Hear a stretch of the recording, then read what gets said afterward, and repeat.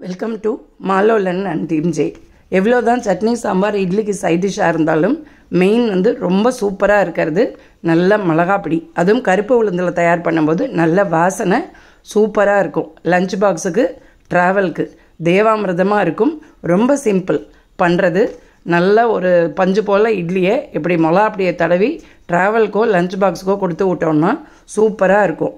Measuring கப்பில் 1/2 cup கடலைப்பருப்பு, நல்ல தோலியோடு கூடிய உடச்ச கருப்பு உளுத்தம்பருப்பு, காரத்துக்கு தகுந்த சிகப்பு மிளகாய், மிளகு 1 டீஸ்பூன், கருப்பு எள்ளு 2 டேபிள் ஸ்பூன், நல்லா அலம்பி காய வச்ச கருவேப்பிலை 1/4 கப்பு, ஜீரா 1 டீஸ்பூன், வெந்தயம் ஒரு 10லேருந்து 15. ட்ரை ரோஸ்ட் பண்ண போகிறோம். வெறும் கடாயை நல்லா ஹை ஃப்ளேமில் வச்சு ஹீட் பண்ணிவிட்டு நல்லா ஹீட் ஆன அப்புறம் லோ ஃப்ளேமுக்கு மாற்றிட்டு ஃபஸ்ட்டு கடலைப்பருப்பு அது வறுக்கிறதுக்கு கொஞ்சம் டைம் எடுக்கும். அது 3/4 செவந்த உடனே உளுத்தம்பருப்பு ஃபுல்லாக ஃப்ளேமை லோ ஃப்ளேமாக ஆக்கிக்கோங்க. கரிஞ்சு போயிடுது அப்படின்னா மிளகாப்பொடியோட வாசனையே நல்லா இருக்காது, டேஸ்ட்டும் மாறும்.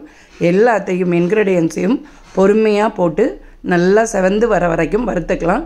எல்லாத்தையும் ஒன்றா போடுறதுனால அடிக்கடி நல்லா பெரட்டி விடணும், இல்லை ஒரு சைடில் கரிஞ்சு போயிடும்.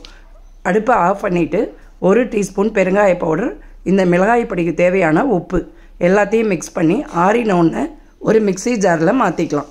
மிக்ஸி ஜாரில் மாற்றி உங்களுக்கு எந்த கன்சிஸ்டன்சி வேணுமோ, நான் கொஞ்சம் லைட்டு குறப்பாக பொடிச்சிருக்கேன், அது கொஞ்சம் டேஸ்ட்டாக இருக்குங்கிறதுனால. நல்லா ஆறினோடனே மாய்ஸ்டர் ஃப்ரீ ஏர்டைட் கண்டெய்னரில் ஸ்டோர் பண்ணோன்னா சூப்பராக இருக்கும். இந்த மிளகாப்பொடியில் நல்லெண்ணெய் தேவாமிரதமாக இருக்கும். அப்படி வாசனையே கமகமகும். மெயினாக கருப்பு உளுந்து ப்ளஸ் எக்ஸ்ட்ரா சில இன்க்ரீடியன்ஸ் ஆட் பண்ணியிருக்கிறதுனால இவ்வளோ டேஸ்ட்டாக இருக்கும். நீங்களும் ட்ரை பண்ணி பாருங்கள். தேங்க்யூ ஃபார் வாட்சிங்.